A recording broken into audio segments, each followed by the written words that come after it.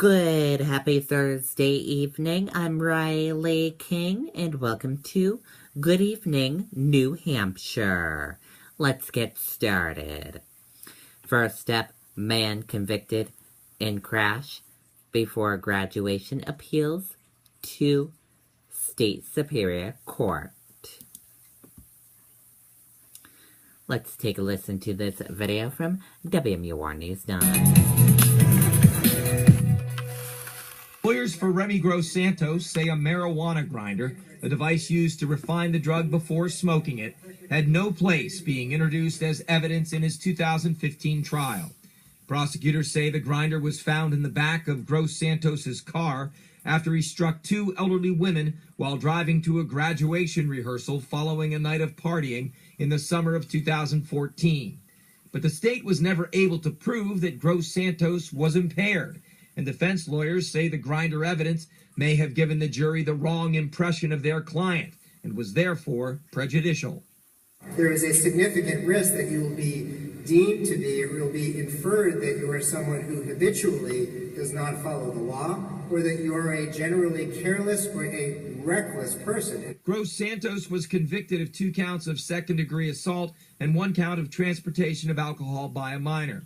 He was sentenced to a 12-month deferred jail term and ordered to do 300 hours of community service.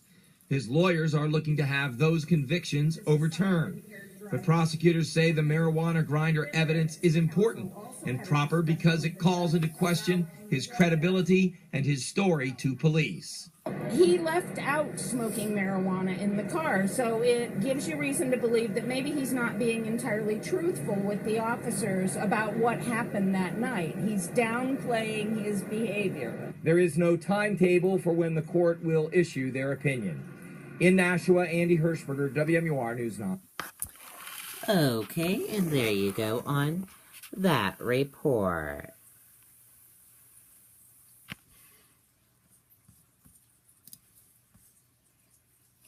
New Hampshire DOT officials explain reason for Thursday morning backup on I-93.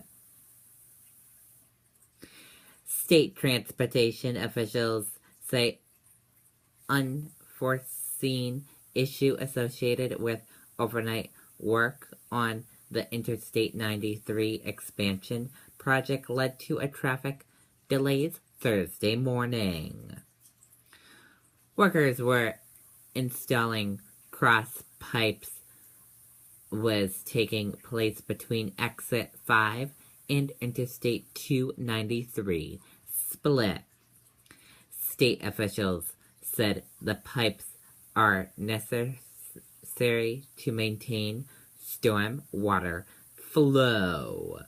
On Wednesday night, crews ran into a high bottom ledge and had to do hoe ramping, which set work back about an hour, state officials said.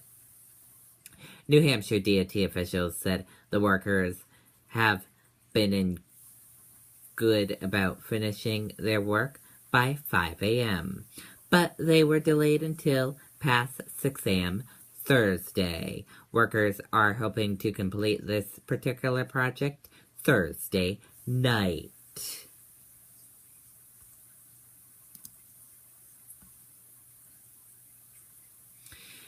Manchester police identify search for suspected purse snatcher. Manchester police have identified a man wanted in connection with a purse snatching incident Monday at the Market Basket in the city.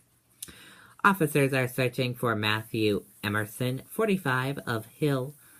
Police said Emerson grabbed a 89-year-old woman's purse while she was unloading her groceries in the store's parking lot on Elm Street.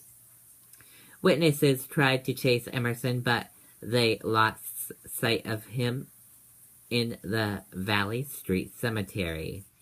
Anyone who knows of Emerson's whereabouts is asked to contact police.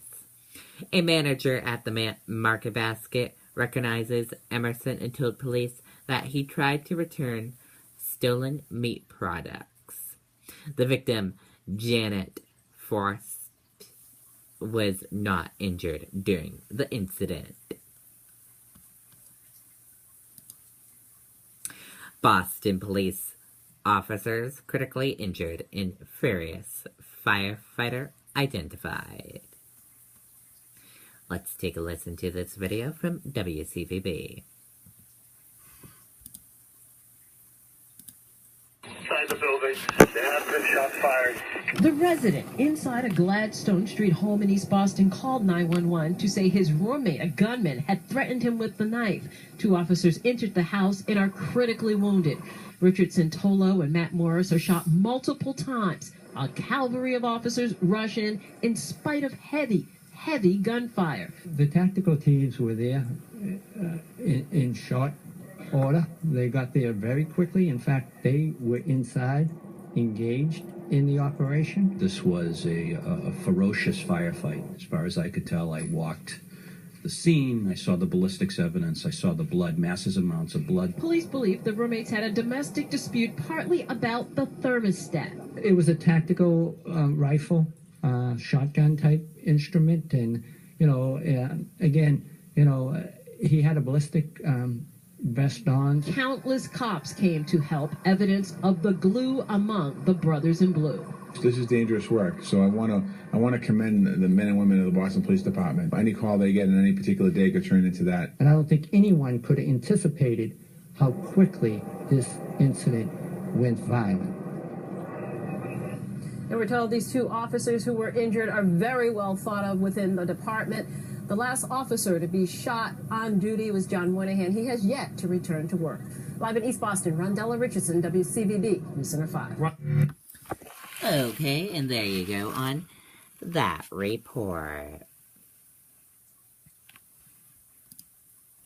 New York Times responds to Trump's threat of lawsuit.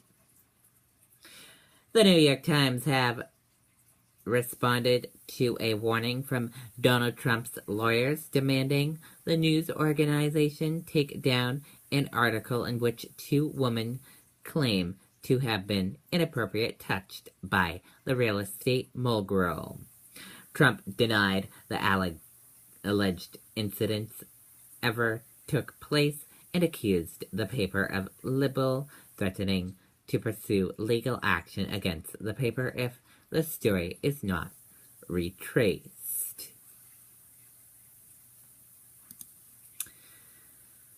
After Hours Buzz, HPQ, HON, and more.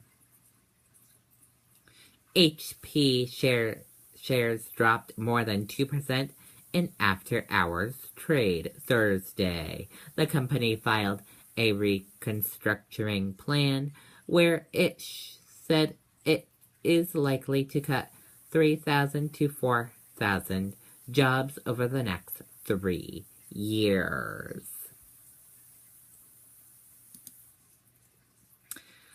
Michelle Obama denues Trump for bargaining about sexual assaulting women. First Lady Michelle Obama delivered Thursday an impassioned denunciation of Donald Trump, calling the recently unearthed comments by the Republican presidential nominee shocking and demanding and below basic standards of human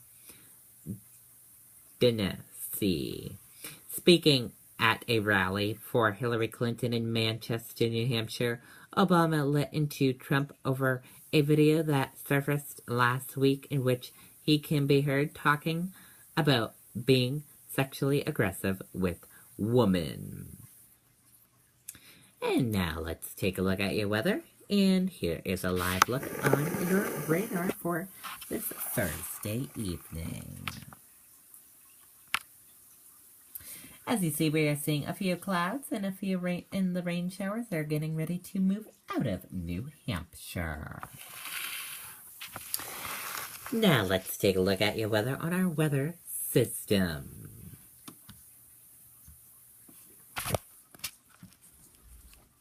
Your weather on our weather system. Your wind speed peak is 6 miles per hour. Average is 0. Current is 1 in between southwest and south. Your temperature is 59 degrees. Humidity is 86%. Your dew point is 55 degrees. Your forecast is sun/rain. Your pressure is 29.74. Now let's take a look at your next 7-day forecast.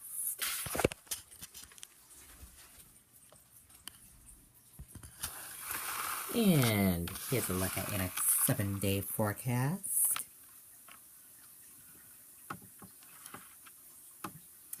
And now let's take a look at your traffic. Here's a look at your traffic right now. We're seeing a lot of green roadways, and we have a few yellow areas and a few little red areas and some construction in some areas. Otherwise, your traffic is moving pretty good on your Thursday evening.